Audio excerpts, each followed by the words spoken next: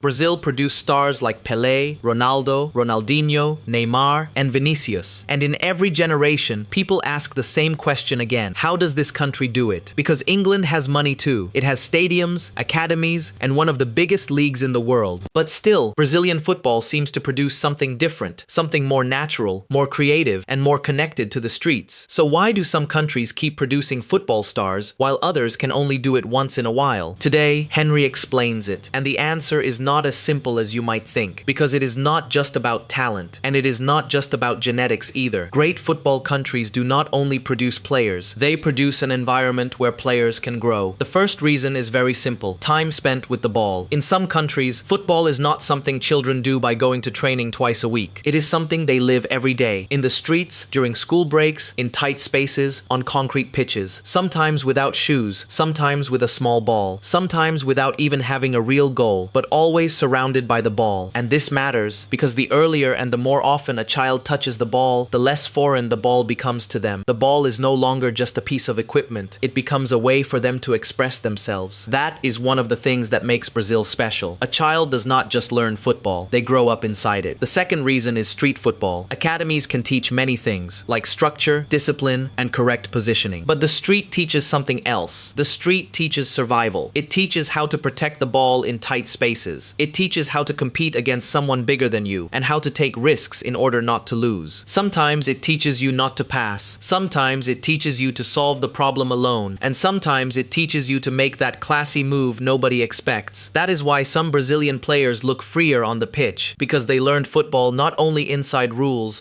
but also inside chaos. The third reason is what football means in the country. In some countries, football is not just a hobby, it is a dream, it is an identity.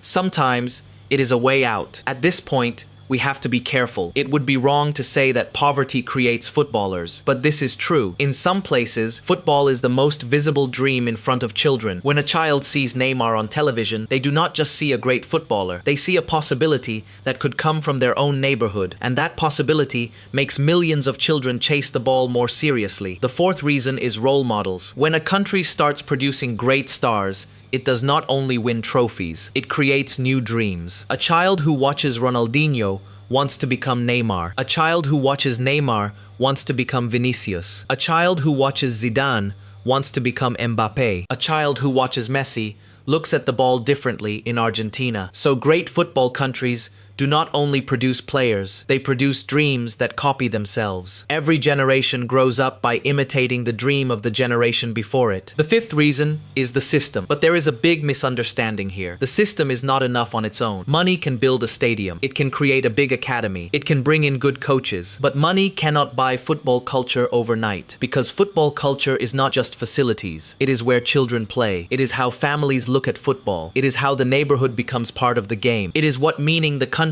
gives to its stars. That is why some countries can spend a lot of money and still fail to create the same spirit, because they build academies. But building a football environment is much harder. England produces great players. Stars like Bellingham, Kane, Saka, and Foden prove that. But when it is compared with Brazil, the question still does not change. Why do Brazilian footballers sometimes feel more magical?